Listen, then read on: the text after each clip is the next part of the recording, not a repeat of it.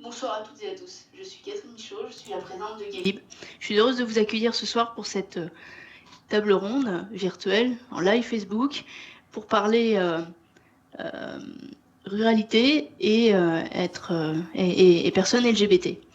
Depuis un an, nous vivons une situation sanitaire exceptionnelle, une pandémie mondiale. On a voulu aussi s'adapter à Gay Libre et vous proposer différentes rencontres thématiques ronde. Déjà parlé VIH, MST, nous avons parlé PMA, filiation. Ce soir, on a souhaité aborder le thème être personne LGBTI en ruralité. Alors parfois, il peut y avoir des idées peut-être préconçues. On pourrait se dire que c'est plus facile de vivre son homosexualité en zone urbaine ou pas. Voilà. Et ce soir, avec nous pour en parler, je veux les remercier de leur présence. Nous allons accueillir Colin Giraud, sociologue. Bonsoir monsieur, merci d'avoir accepté notre invitation. Nous accueillons également David Valence. David est maire radical de Saint-Dié-des-Vosges. David, tu es également... tu n'es pas que maire, tu es aussi un maire gay, mais complètement out. Tu l'as jamais caché à tes administrés, à tes électeurs.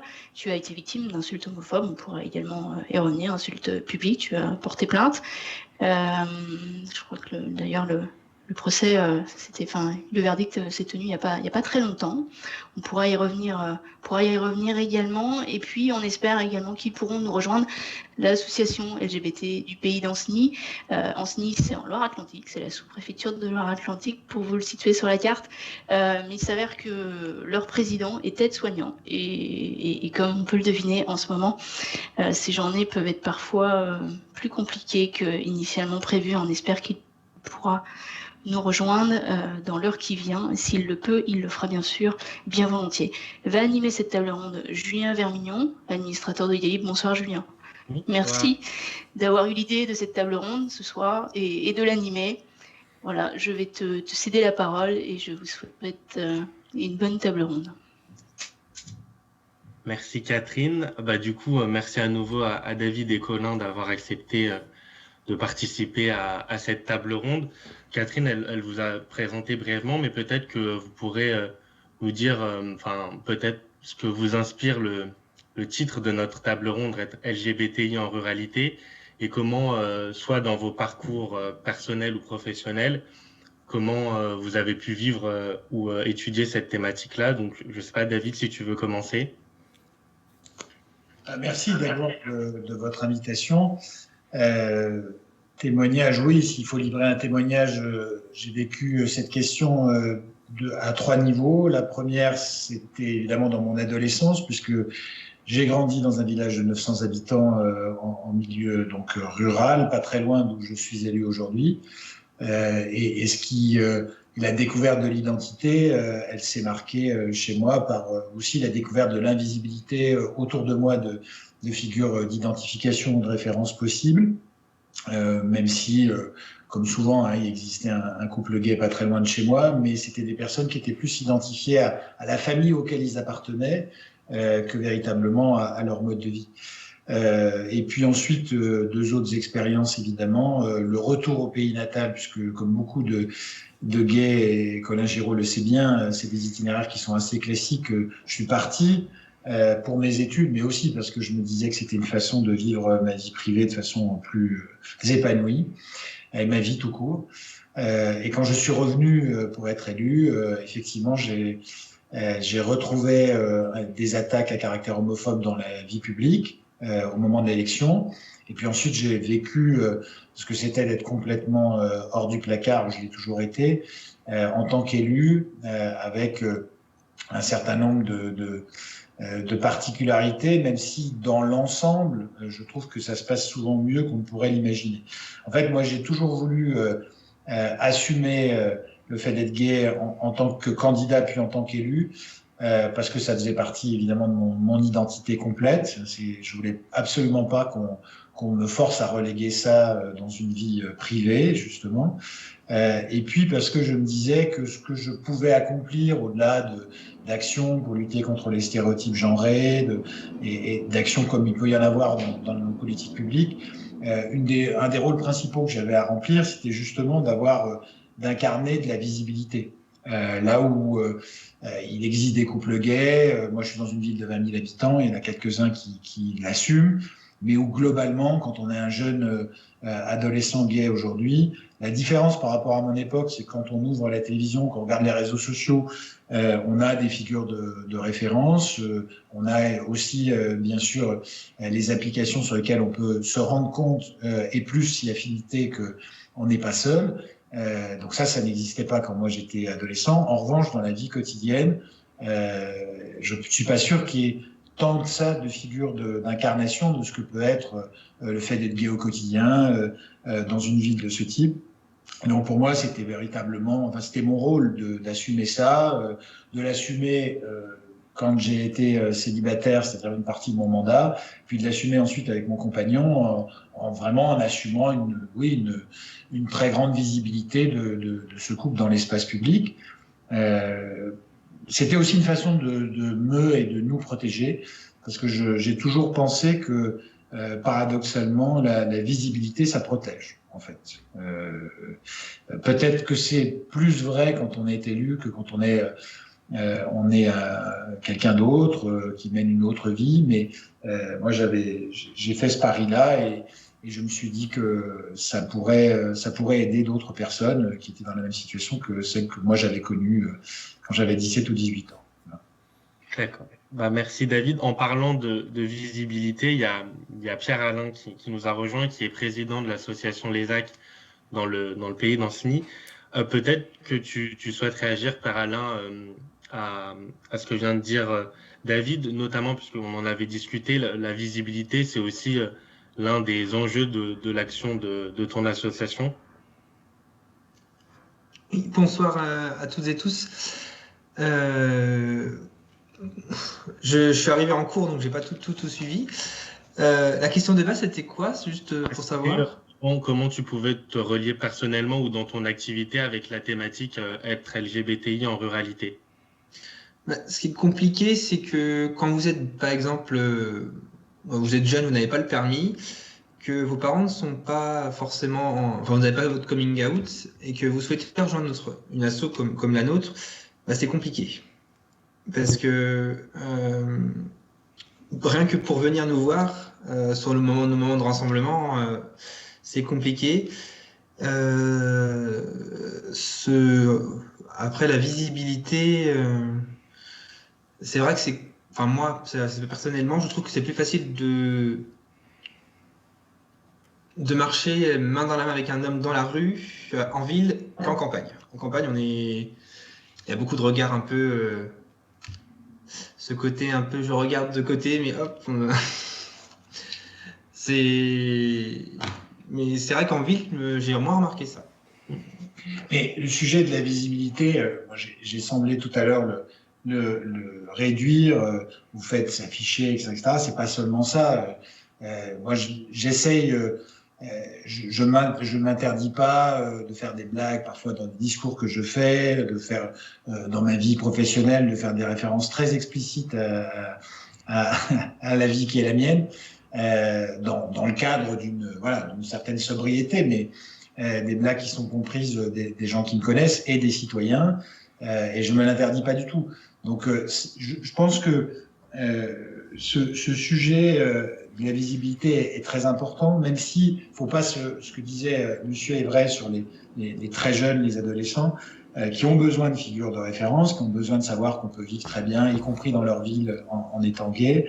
Mais pour les autres, ceux qui ont une voiture et se déplacent, moi, je voulais insister sur le fait qu'on n'est pas assigné à résidence. La vie des gays en ruralité aujourd'hui, c'est une vie dont le périmètre géographique est souvent beaucoup plus large que celui qu'on peut imaginer. C'est-à-dire que ils vont consommer de la sociabilité, du loisir, souvent dans les villes plus grandes. C'est ça, le quotidien d'un gay qui vit en ruralité, c'est souvent ça. Quand on est à Anceny, on va à Nantes. Tout à fait. Quand on est à Saint-Dié, on va à Nancy, à Strasbourg. Et donc, il est fait de ces allers-retours et d'une d'une certaine invisibilité quand même de beaucoup de gays quand même. Et donc moi c'est pour ça que j'ai souhaité, au-delà des politiques publiques encore une fois qu'on met en place à la ville et auxquelles j'ai souhaité donner une inflexion un peu forte, j'ai souhaité moi être complètement assumé. Et quand après plusieurs insultes qui sont arrivées à différentes reprises dans ma vie publique, mais pas de façon très récurrente, j'ai porté plainte, c'était aussi pour ça. C'était aussi pour dire, c'est pas parce qu'on est dans une ville moyenne qu'on peut écrire n'importe quoi sur les réseaux sociaux, qu'on peut se permettre ce genre de réduction à la sexualité, parce que c'était un peu ça, hein, le message, évidemment, qui a été considéré comme une insulte et qui a valu effectivement 3 mois de prison avec sursis et une amende à la personne qui l'a écrite. Peut-être comme on parle de mobilité et de sociabilité, c'est peut-être le moment de donner la parole à Colin Giraud, qui est du coup sociologue et qui a notamment, qui a dans ses thèmes de recherche la question de l'homosexualité et de la sociologie urbaine. Je pense que, peut-être que tu as des réactions sur ce qui vient d'être dit ou des choses à apporter. Non, je vais écouter d'abord, puis s'il y a des choses qui viennent, je terminerai plus tard. Colin, si vous voulez bien ajouter. Pour commencer. Merci pour l'invitation aussi. Je vais peut-être faire le lien avec la question qui était d'ouverture tout à l'heure, qui était posée sur d'où on parlait en gros, les uns et les autres. Donc juste pour préciser que moi je suis sociologue, je suis universitaire, je travaille à l'université de Nanterre. Et en effet, j'ai travaillé dans mon parcours de recherche. J'ai d'abord travaillé sur la façon dont c'était construit en fait une visibilité pour le coup urbaine et très métropolitaine dans des grandes villes depuis, on va dire, sur les 40-50 dernières années. Donc ça, c'était mes premiers travaux, donc qui étaient vraiment situés, pour le coup, pas du tout dans l'espace rural, dans l'espace le plus urbain qui soit. Et donc, je suis un petit peu revenu sur comment cette visibilité s'était construite, ce qu'elle signifiait, ce qu'elle disait aussi de l'évolution de la condition des personnes homosexuelles, on va dire, sur une quarantaine d'années. Et puis, justement, je pense qu'après avoir eu le nez rivé sur ce qu'il y a de plus visible, évidemment, ce qui m'intéressait aussi sociologiquement, c'était d'aller voir d'autres populations, d'autres expériences, et des populations, des gens et des parcours qu'on qualifie ou qu'on caractérise en général par une plus faible visibilité sociale, quoi, hein.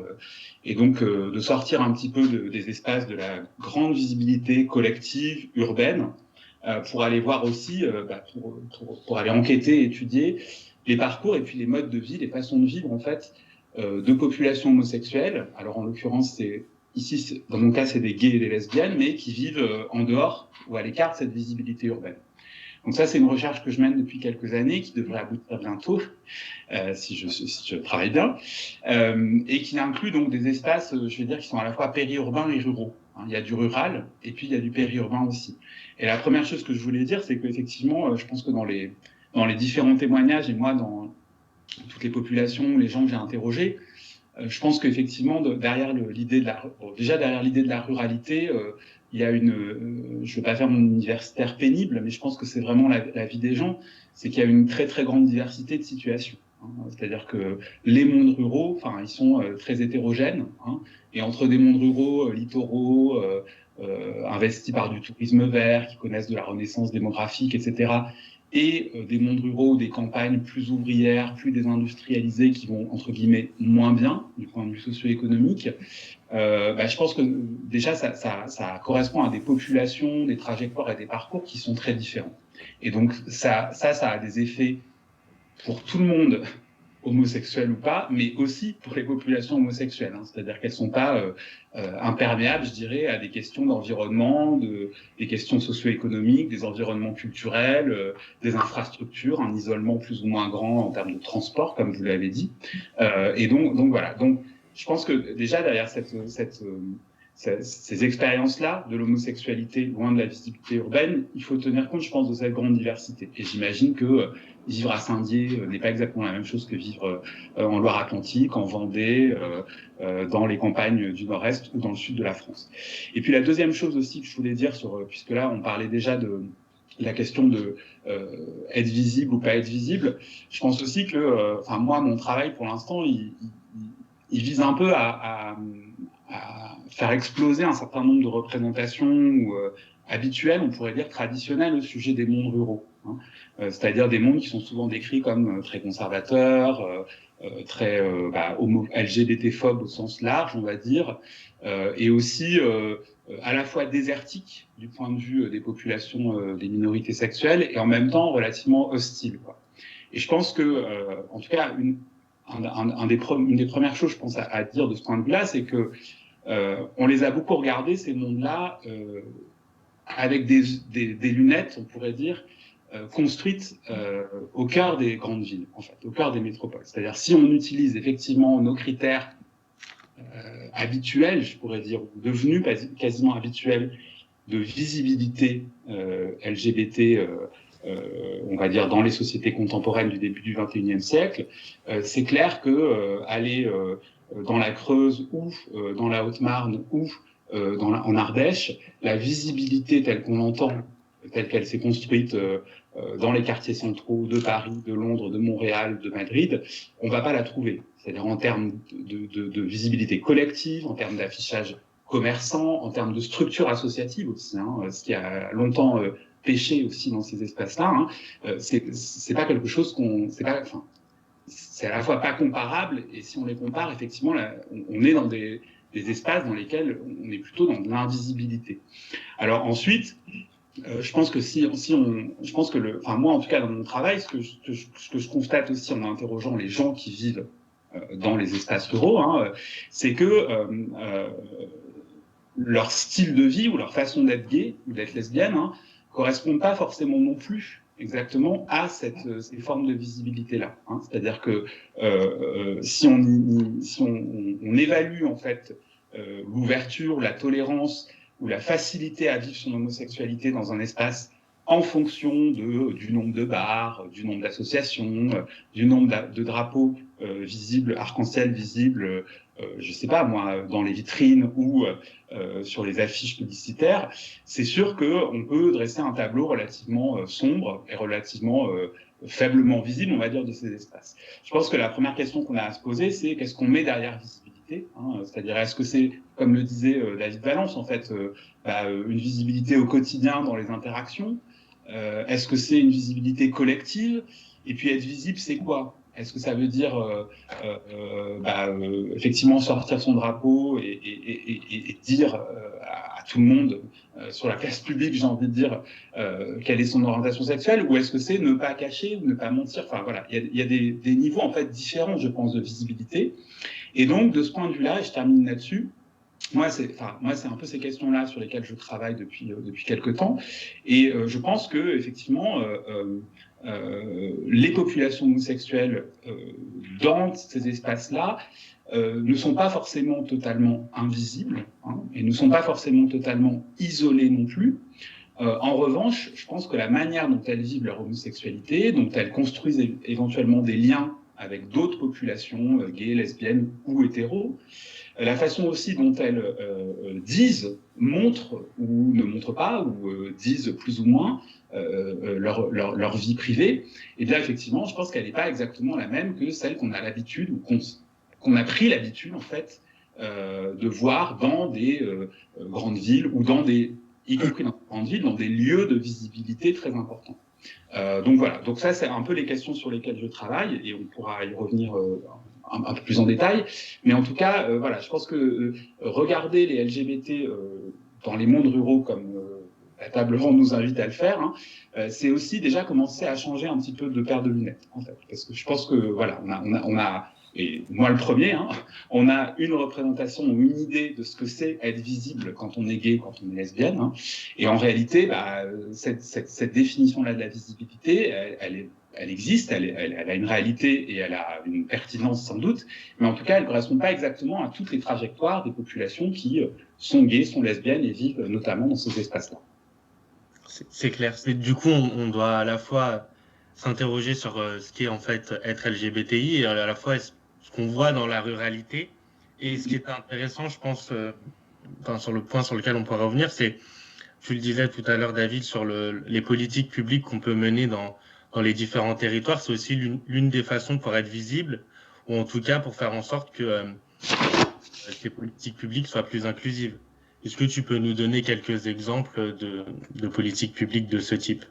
Oui, je voulais quand même réagir à ce que disait Colin Giraud, parce que je le partage très largement. D'abord parce que je ne suis pas sûr que ce qui fait qu'on exclut et qu'on rejette, c'est-à-dire une certaine moralité bourgeoise, un cadre de normalité auquel tout le monde devrait se référer, je ne suis pas sûr que ce soit la réalité des représentations dans le monde rural comme ailleurs. Et je ne suis pas sûr que ce soit si fort que ça dans le monde rural, et en particulier y compris dans les milieux populaires. Donc l'injonction à vivre une vie où on se marie, où on a des enfants et on reste toujours avec la même personne, elle est peut-être plus faible qu'on l'imagine en ruralité, beaucoup plus faible qu'on l'imagine quand on regarde ça depuis le monde urbain. La deuxième chose sur laquelle je suis assez d'accord aussi avec ce qui vient d'être dit implicitement là, c'est que quand je parlais tout à l'heure de l'exemple du couple gay qui vivait près de chez moi quand j'étais enfant dans cette commune de 900 habitants, je n'en ai jamais entendu parler de cette famille, enfin ce couple-là, avec des mots durs, discriminants ou des insultes, même quand j'étais enfant. Ce qui caractérisait la manière dont on parlait de ce couple, c'était l'appartenance d'un des deux membres de ce couple à une famille. Et en fait, c'est à mon avis assez représentatif, y compris dans des campagnes qui sont pas forcément les plus simples, qui sont les nôtres, hein, celles dans lesquelles moi je vis, celles que Nicolas Mathieu, qui a grandi à Épinal, a décrit dans son prix Goncourt il y a 2 ans maintenant. Je pense que c'est souvent la perception qui domine, en fait. Vous êtes... il y a un sociologue qui a étudié ça pas mal récemment, et je pense que vous pourrez le citer, Colin, en Haute-Marne notamment, et qui a publié un bouquin assez intéressant que j'ai lu il y a 1 an à peu près. Et donc, ce qui compte, c'est dans quel groupe social vous vous inscrivez, dans quel milieu vous vous inscrivez. Et donc, vous pouvez très bien être gay, le vivre, peut-être le vivre effectivement de façon différente de moi, de la manière dont je le vivais quand j'étais à Paris pendant 14 ans, et pour autant ne pas être discriminé, ne pas être rejeté. Enfin, moi, ce qui m'a frappé, c'est pour ça que je réagis encore en parlant de l'expérience, parce que on pourrait penser, quand j'ai dit tout à l'heure que il y avait eu cette réalité dans la vie publique des insultes et autres, mais je ne pense pas qu'elles auraient été moins nombreuses. C'est peut-être ça va surprendre d'autres personnes, qu'elles avaient été moins nombreuses pour d'autres raisons si j'avais été différent. Je pense que j'ai été attaqué sur ma vie privée parce qu'on attaque toujours dans la vie publique. Et ce qui caractérise plutôt la manière dont, par rapport à la représentation que je m'en faisais d'urbain que j'étais devenu, la manière dont ici on m'a accueilli dans mon territoire, certes, mais on m'a accueilli comme étant gay, vivant mon homosexualité de façon très assumée, c'est plutôt la surprise sur le fait que finalement, on en parle assez peu. Mais quand on en parle, c'est de façon très positive, avec des familles, des tas de gens qui s'identifient, qui félicitent, qui encouragent. Et on en parle assez peu. Et j'ai assez peu été l'objet de rumeurs malveillantes ou ce genre de choses. Donc, dans l'ensemble, ce qui, moi, avec mes anciennes lunettes d'urbain, m'a surpris, c'est plutôt la facilité avec laquelle ça s'est passé. C'est-à-dire qu'à partir du moment où, quand on a commencé à me poser des questions dans la première campagne électorale, j'ai répondu, je ne peux pas dire que j'ai le sentiment que ça a tellement gêné la suite des opérations. Et finalement, le chêne que je m'étais mis en tête de me dire, si je l'emporte en assumant cette vie-là, ce sera une victoire très forte, je dirais, à portée politique. Et finalement, je m'aperçois avec le temps que c'était un peu simpliste. C'était un peu une façon de plaquer mon analyse des choses et le regard que j'avais commencé à jeter sur ce territoire-là. Donc, je suis assez d'accord sur le fait que la question de la visibilité, elle se perçoit différemment de ce qui peut exister dans les mondes urbains. Alors, sur les politiques publiques, il y a très peu d'associations. C'est pour ça que quand je vois le président de l'association d'Anceny, je l'admire, parce qu'il y a très peu d'associations qui portent de la visibilité en milieu rural. Il y en a une chez nous à Épinal, dans la ville-préfecture, mais il n'y en a pas à Saint-Dié. Et effectivement, il n'y a pas de lieu de sociabilité gay à Saint-Dié. Il y en a un ou deux, mais qui sont, je dirais, de manière plus implicite qu'explicite.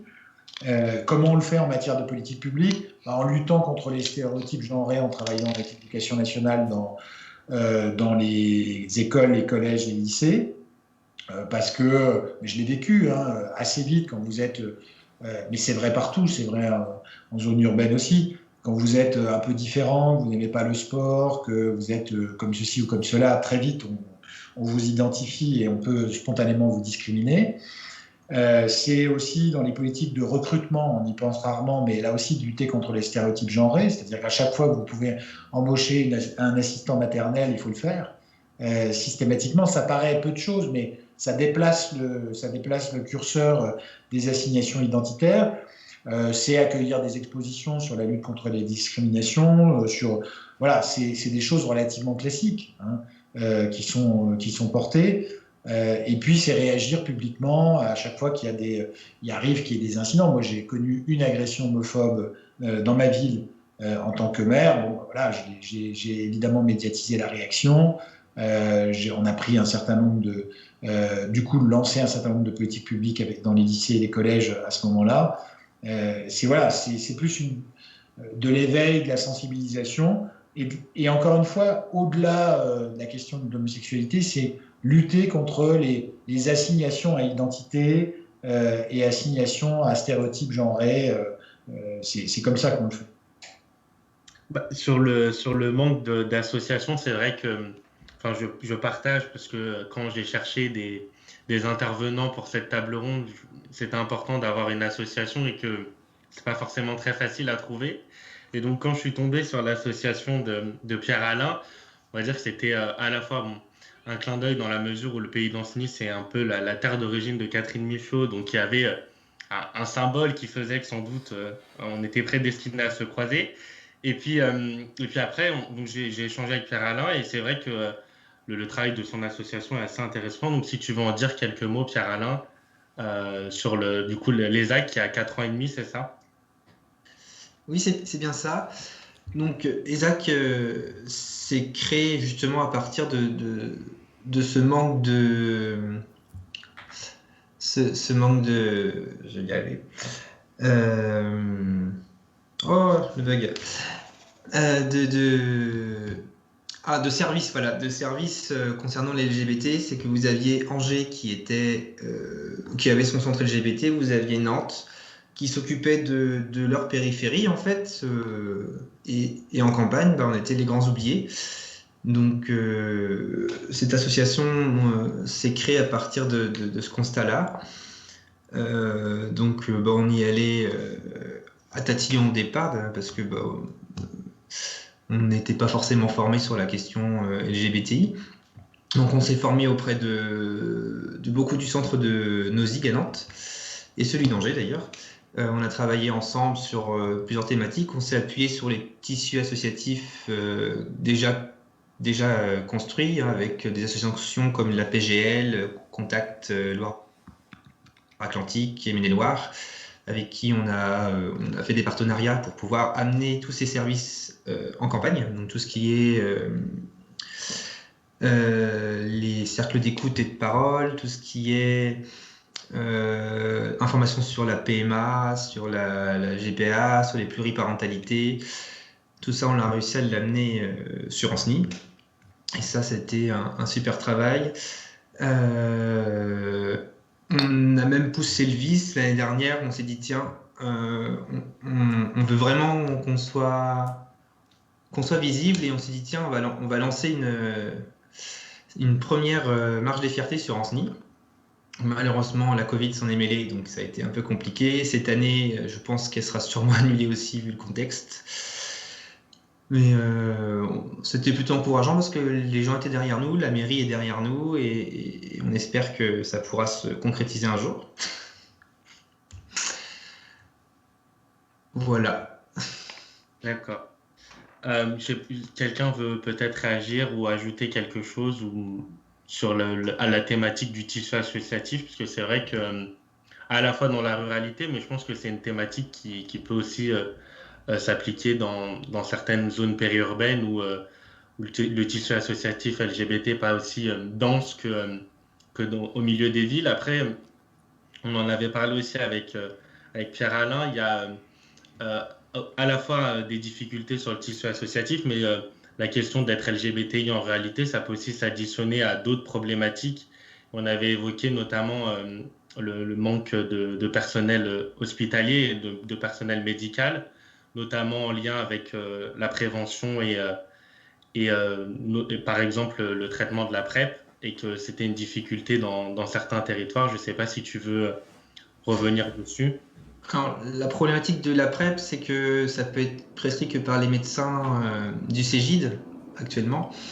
Une loi devait passer pour que les médecins généralistes puissent la prescrire, mais malheureusement, je crois qu'elle est tombée dans les oubliettes. On a bien une antenne du CEGID à Ancenis, mais pas de médecin pour prescrire. Donc c'est bien dommage. Donc il faut, pour se procurer la PrEP, il faut du coup se déplacer sur Nantes. Déjà, généralement, un rendez-vous, c'est 2-3 mois pour réussir à en avoir un.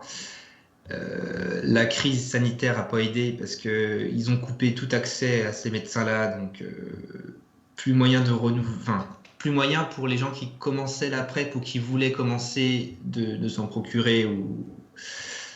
Ça a été problématique. Et là, actuellement, c'est vrai qu'on n'a pas vraiment de solution là-dessus. D'accord. On en parlait aussi au début sur le fait que peut-être que l'idée selon laquelle la ruralité est un synonyme de secret, ou en tout cas on devait vivre caché pour vivre heureux. On a vu que la question de la visibilité était à la fois essentielle et posait pas mal de questions. On a aussi parlé des politiques publiques qu'on pouvait mener. Peut-être que Colin, tu peux nous dire s'il y a un impact sur les politiques publiques qui peuvent être menées comme celles qui ont été présentées par David, ou s'il y a dans les parcours qu'on a pu voir, les parcours que tu as pu étudier, des politiques publiques ou en tout cas des éléments qui ont pu aider des personnes LGBT qui vivaient en ruralité. Ouais, alors moi ma réaction, elle est, je suis pas spécialiste des politiques publiques, mais de ce que j'entends, et puis ça renvoie à des éléments d'enquête de terrain. Moi, mes terrains sont plutôt situés dans le sud de la France, mais on retrouve des choses assez convergentes. Et il me semble qu'il y a deux leviers en fait. J'ai rarement l'habitude de faire des recommandations aux élus politiques, mais j'ai l'impression qu'il y a deux choses, il y a deux leviers un peu différents en réalité de l'action, on pourrait dire, au moins de réflexion. C'est-à-dire il y a à la fois ce qui relève de ce qu'on a dit, de la faiblesse des équipements ou des ressources que je vais appeler communautaires, en fait. Et derrière ça, je mets tout ce qui est lié plutôt au monde associatif. Et pour moi, le terme communautaire n'est pas du tout un gros mot. C'est dans son sens québécois, c'est-à-dire des éléments, des ressources qui sont fournies à des groupes qui ont des besoins spécifiques. Voilà. Et donc, de ce point de vue-là, je trouve que ce qui est dit sur le monde associatif est en partie vrai, mais en même temps, moi, ce que j'observe un peu en faisant un petit peu une veille depuis quelques années, c'est que du côté du monde militant LGBT, il y a quand même, je vais être un peu radical, mais je vais dire qu'il y a presque un début de tournant rural. C'est-à-dire qu'il y a presque une série d'initiatives, alors qui sont soit des populations plus urbaines qui redécouvrent ou s'installent ou se redécouvrent un goût, une appétence pour aller vivre ou s'installer ou passer du temps loin des grandes villes. Le contexte pandémique, etc., à mon avis, accentuant probablement ça dans les mois à venir. Mais il y a aussi un certain nombre d'associations. Hein, moi, sur les terrains que j'ai observés, j'ai notamment suivi, alors je ne vais pas en parler en tant que tel, mais je peux le dire comme ça de façon abusive, mais j'ai notamment suivi la naissance et le développement d'une association dans un tel environnement. Et je pense que voilà, qu'il y a quelque chose qui se joue, qui va peut-être se jouer sur l'idée du développement de regroupements collectifs, en tout cas. Alors, autour d'activités de sociabilité, hein, mais aussi autour d'un certain nombre d'initiatives. Pierre-Alain parlait de la marche des fiertés. Moi, j'ai suivi la naissance, l'émergence et la naissance d'une première marche des fiertés dans un environnement périurbain, rural. Hein. On pourrait dire que de ce point de vue-là, le suivi de cette histoire-là montre que c'est pas facile, hein, parce que les ressources, là, pour le coup, associatives, politiques, locales, sont assez fragiles. Hein. Donc ça peut avoir lieu, ça peut émerger, mais je pense qu'effectivement, là, c'est peut-être le rôle justement des responsables politiques de mettre tout ce qu'ils peuvent, en fait, comme levier pour favoriser ce genre d'initiative-là. Donc ça, il me semble que c'est un premier levier. Ça correspond plutôt effectivement à des populations, ou en tout cas des occasions, des événements qui reposent sur l'idée que en étant gay ou lesbienne, on va avoir des besoins de faire des choses, de participer ou de passer du temps avec des gens comme soi, enfin, avec des gens qui sont aussi gays et lesbiens. Et puis, il y a une autre échelle, je pense, d'intervention publique, on pourrait dire.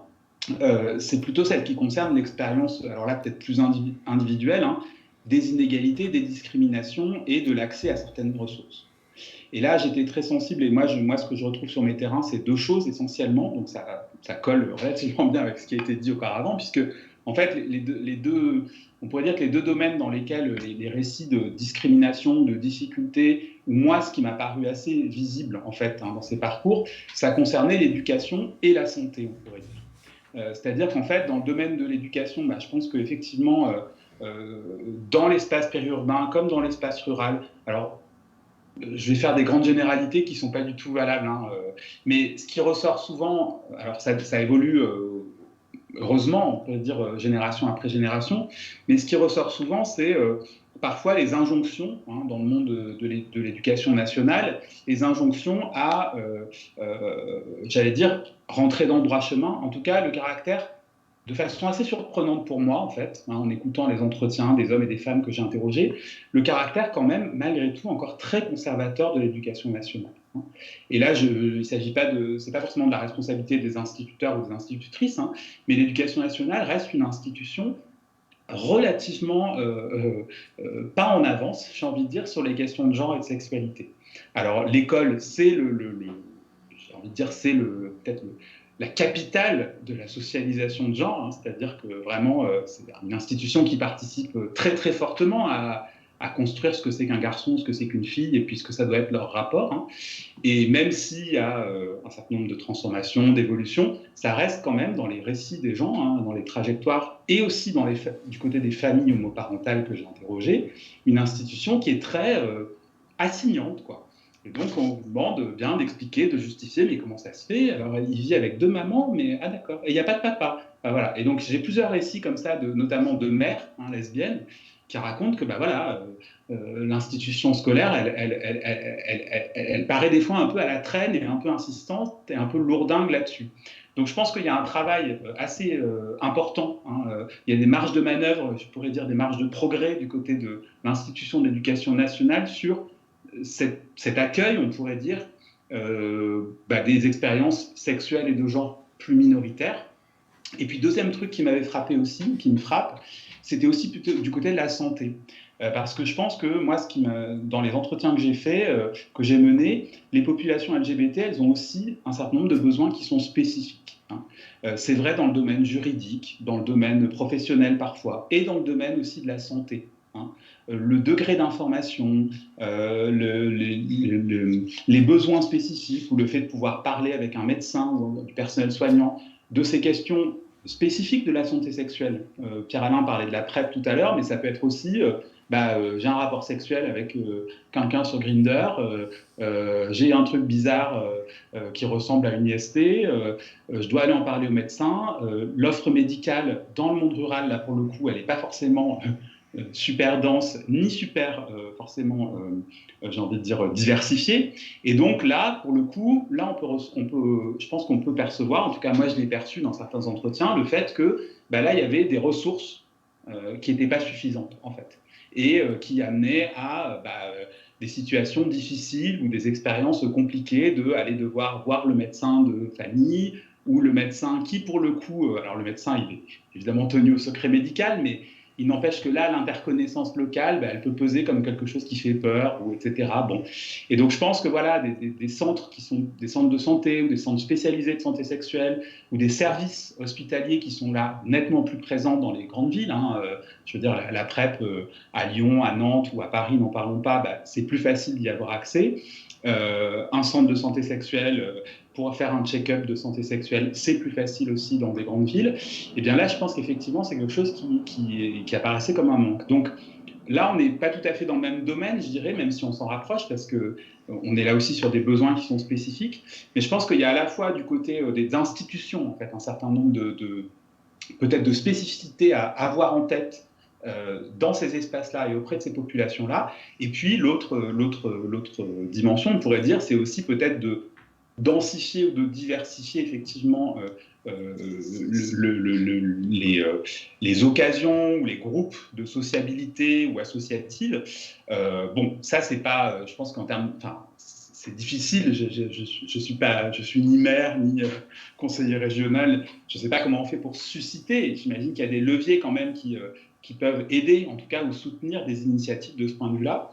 Mais il me semblait que voilà, c'était peut-être plus à ces deux niveaux-là en fait qu'il y avait peut-être un certain manque qui transparaissait, en tout cas des récits et des parcours que j'avais, moi, entendus et reconstitués. Du coup, la transition est parfaite puisqu'on a quelques questions en commentaire, donc n'hésitez pas à en poser si vous en avez. C'est notamment sur la question du tissu associatif. Pierre-Alain, il y a une question pour savoir est-ce que, et puis je pense que David pourra aussi répondre, sur les moyens qui ont été mis en place par les collectivités ou peut-être les barrières que tu as pu rencontrer dans la création de ton association, comment à la fois une ville peut aider une association LGBT et comment elle peut favoriser ce tissu associatif au niveau local. Alors, quand ESAC s'est créé, on n'avait pas encore de relation avec la mairie, puis on a commencé notre petit bout de chemin à construire cette association.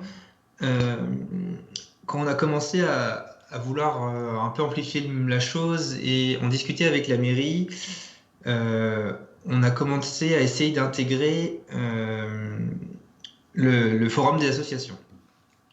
Alors, c'est pas de chance parce que à ce moment-là, l'adjointe qui s'occupait des associations était l'ancienne présidente départementale de Christine Boutin, du parti de Christine Boutin. C'était pas la mieux placée pour nous orienter. On s'est heurté à un mur, en fait. Elle ne voyait pas l'intérêt d'une association comme la nôtre dans un forum des associations. On l'a sollicité à plusieurs fois, à savoir si on pouvait s'inscrire ou autre, sauf qu'elle nous a expliqué que c'est elle qui choisissait les associations qui participaient. Il n'y avait même pas de... chacun peut s'inscrire et on y va, quoi. C'est elle qui choisissait. Donc on a contré un peu la chose, on a monté notre propre forum LGBTI. Donc on avait invité du coup, un peu comme un village de marche de fierté, on avait invité différentes associations de tout Pays de la Loire en gros, et on avait fait notre petite tambouille avec des petites conférences, des stands, c'était assez convivial. On avait un aspect culturel, on avait un orchestre, un groupe de musique. On avait des sketchs qui tournaient autour des thèmes LGBT. Donc ça, c'était plutôt intéressant. Donc voilà. Donc, Ensuite, la mairie a changé là dernièrement. Là, on a passé à une mairie un peu plus ouverte à nos questions, puisqu'on avait sollicité les 3 candidats à la mairie d'Ancenis sur ce qu'ils voulaient faire pour plus d'inclusivité dans la vie de tous les jours sur la commune. Ce qui avait été plutôt bien reçu par les élus, les futurs élus. On a vu du retour de 2 candidats et la dernière, c'était cette fameuse adjointe qui n'a pas voulu répondre. Et on a même eu cette année de la part de la nouvelle mairie une subvention, ce qui nous permet de continuer à nous développer. Ça, c'était plutôt sympa. Après, on n'a jamais sollicité la communauté de communes ou encore le département ou la région. On se laisse une petite marge. Ça fait beaucoup de paperasse, donc on n'est pas trop formé sur toute la paperasse à faire. Et vu qu'on n'a pas de maison d'association sur Ancenis, c'est un peu compliqué d'avoir des infos. D'accord. David, il n'y a pas forcément d'association LGBT encore à Saint-Dié-des-Vosges. Dans le soutien des collectivités, de ce que je dirais, c'est que les régions, assez souvent, quand il y a des associations qui mènent des actions, elles les soutiennent. En tout cas, c'est le cas en Grand Est. Là-dessus, il n'y a absolument aucune ambiguïté, au contraire. Que ce soit dans la participation d'un événement qu'on appelle le mois de l'autre, sur plein d'autres événements, on soutient au quotidien les actions du refuge à Strasbourg ou d'autres. Moi, j'ai été sollicité en tant que maire à 2 reprises par des gays de notre ville. Alors, c'était des hommes les 2 fois, c'était pas des lesbiennes, mais il y a parfois aussi un rapport à la visibilité qui est un peu différent. Et on a des gays hommes plutôt que des gays femmes, pardon. On a, à chaque fois, évidemment, j'ai plutôt poussé pour que les choses se fassent, et puis elles se sont pas faites pour des raisons qui soit la difficulté de fédérer suffisamment de personnes autour de soi, soit voilà, c'était ce genre de choses. Après, moi, je suis dans une position qui est un peu compliquée, c'est-à-dire je ne peux pas prendre l'initiative, moi, de monter des choses comme ça. Je suis pas un citoyen comme les autres. C'est un peu la difficulté que j'éprouve, mais oui, quand j'ai été sollicité les 2 fois, j'ai essayé de mobiliser des moyens associatifs et publics pour dire on sera derrière vous, on organisera des choses. Si vous voulez faire c'était pour le coup créer un lieu de sociabilité un peu récurrent. Moi, j'étais très favorable. Et puis effectivement tenir une permanence sur l'information sur les droits, c'est ce qu'évoquait Colin Giraud, et sur le plan juridique. J'y étais aussi favorable de mettre à disposition des locaux. Donc j'ai plutôt essayé de relancer, d'insister, mais à chaque fois c'est sur 2 personnes différentes, c'est le sujet de il se heurtait en fait pas forcément à une volonté de rester invisible, mais à des réactions chez d'autres gays en disant mais nous est-ce qu'on a vraiment envie de ça? Parce que finalement on est assez accepté dans notre vie, on n'a pas de difficultés particulières, les gens sont tout à fait OK, en tout cas toutes les personnes qui nous connaissent autour de nous, avec ce qu'on est, on ne se sent pas du tout discriminé. Est-ce qu'on a vraiment besoin de ça? Est-ce qu'on a envie de ça? Et souvent la réponse des gays qui contactaient, c'était de dire tu veux nous plaquer des choses, tu veux nous mais si on vit ici, c'est justement parce que on a choisi un mode de vie différent, y compris en tant que gay. Et donc en revanche, sur la question de l'éducation et même de la sociabilité, ça touche ce besoin-là, il est particulièrement fort chez les adolescents et les jeunes. C'est à eux qu'il faut penser, essentiellement. Or, il n'y avait pas tellement de relais qui étaient pris justement chez les gays assumés et insérés dans le tissu social, plus âgés de 35, 40, 50 ans. Pas trop de relais pris pour pouvoir organiser cette sociabilité. On a une question dans les commentaires justement pour toi, David, pas en lien directement cette fois-ci avec les associations, mais c'était de savoir dans les relations institutionnelles qui pouvaient avoir lieu en tant que maire dans le Grand Est, notamment avec le clergé. Est-ce que ça pouvait poser problème d'être un maire gay à ces occasions-là? Pas vraiment. Pas vraiment, non, non, pas vraiment, non. Moi, d'abord, je suis au mouvement radical, donc je suis un laïc. Et en fait, quelquefois, les petites difficultés que je peux avoir avec le clergé sont plus liées à ça qu'à ma vie privée. Et puis, je suis dans une ville aussi qui a une partie, dont l'histoire a été très profondément marquée par l'Église, donc c'est quelque chose de singulier par rapport à d'autres villes. C'est le siège du diocèse, enfin, c'est toute une histoire qui est liée à ça. Mais non, moi, j'ai pas eu le sentiment qu'il y avait des difficultés particulières. Je dirais même qu'avec certains représentants du clergé, ça m'a valu une forme de complicité. Je pense qu'on a peut-être, enfin, si vous avez quelque chose à rajouter, mais je pense qu'on a fait le tour de notre thématique. Si vous avez des points qu'on n'a pas pu aborder et que vous souhaitez ajouter, je ne sais pas, Colin Giraud. Ouais, moi je voulais juste rajouter quelque chose parce que tout à l'heure je l'ai dit, mais peut-être pas suffisamment. Je voulais juste dire que aussi cette question de ces espaces ruraux, de ces petites communes ou de ces petites villes, etc. Bon, les catégories déjà spatiales sont un peu compliquées, mais la manière dont les gays ou les lesbiennes vivent ce rapport à l'espace local et peut-être, ce que je disais tout à l'heure, parfois le manque de certaines choses et en même temps, dans ce qu'on disait aussi, parfois pas du tout, en fait, et au contraire, cette espèce de volonté peut-être par moment finalement de se couler dans l'espace local sans trop que cette composante de leur vie, elle ressorte plus spécifiquement sur d'autres aspects. Ça, c'est quand même beaucoup lié, bon, je suis désolé, hein, je suis sociologue, mais c'est quand même beaucoup lié à leur trajectoire sociale, quoi. C'est-à-dire que ce que racontait David Valence tout à l'heure, c'est quand même une trajectoire qui est particulière, c'est quand même, sans rentrer dans le récit, je ne vais pas faire l'analyse de la trajectoire que je ne connais pas, mais je veux dire, ce mouvement qui consiste à aller faire des études supérieures, revenir avec une position relativement dominante, quoi, je veux dire, en ayant vécu plein d'autres choses ailleurs, etc., et revenir dans cet espace local-là, bon, bah, c'est pas la même chose que, comme d'autres peuvent le vivre, ceux qui sont notamment étudiés par mon collègue Benoît Coquart, qui évoquait David Valence tout à l'heure, ceux qui restent, hein, c'est-à-dire ceux qui, par exemple, sont issus au hasard de milieux populaires, n'ont pas beaucoup bougé, n'ont pas...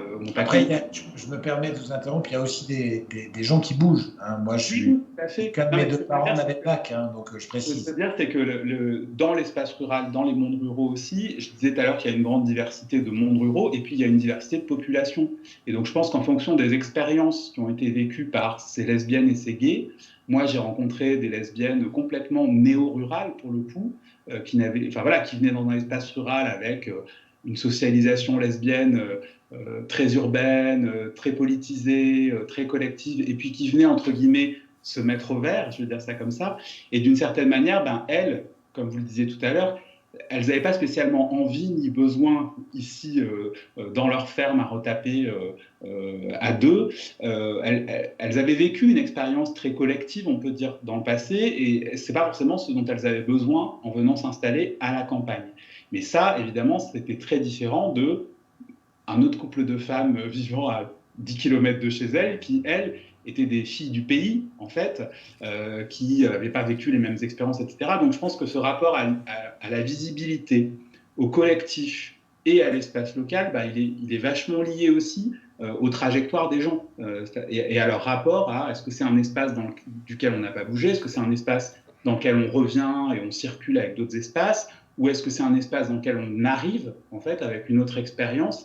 Et donc, du coup, je pense que ça explique aussi les différentes attitudes ou les différences d'attitude vis-à-vis de cette visibilité collective ou au contraire cette espèce de manière je ne vais pas dire se noyer, mais en tout cas se fondre dans un décor local, ou éventuellement chez des jeunes aujourd'hui qui ont, j'en sais rien, entre 18 et 25, qui ont besoin ou qui ont à un moment donné un besoin de... plus d'espace collectif, plus de sociabilité gay ou lesbienne entre soi, plus de support d'identification ou d'activités qui leur permettent de rencontrer d'autres gays et d'autres lesbiennes aussi. Donc je pense que voilà, c'est pour ça que la ruralité en soi, je pense que voilà, elle doit être comprise au regard aussi de ces parcours qui la composent, mais qui sont diversifiés en fait. Voilà, c'est tout.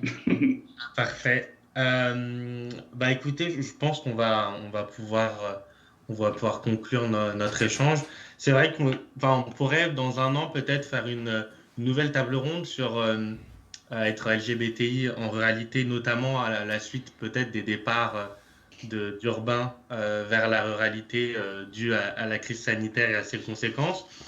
Et puis peut-être, pourquoi pas faire une autre table ronde sur être LGBTI, mais dans d'autres endroits qui ne sont pas les grandes villes, puisque c'est vrai qu'il y a des parcours de vie qui sont différents et qui méritent d'être observés.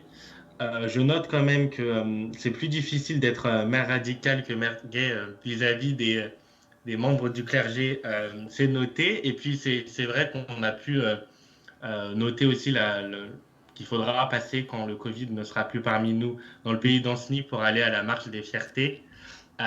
Entre autres, mais c'est aussi noté. Peut-être que Catherine, tu veux rajouter quelque chose avant qu'on se quitte? Non, juste en conclusion, bien sûr, remercier nos invités de ce soir, d'avoir accepté notre invitation, d'avoir participé à ces échanges pendant 1 heure. Vous remercier, vous également, qui nous regardez. Le replay sera disponible sur le YouTube de Yelib, sur Facebook. Vous pouvez également nous suivre sur les réseaux sociaux, liker la page, nous suivre sur Twitter. Vous pouvez également adhérer, www.yelib.org, ou tout simplement faire un don si vous voulez juste soutenir, nous aider. On vous donne rendez-vous. La prochaine thématique devrait être sur l'Europe, donc vraisemblablement en mai. Voilà, en tout cas, à très bientôt. Prenez soin de vous, surtout prenez soin des autres. Bonne fin de soirée. Au revoir. Au revoir, merci. Au revoir.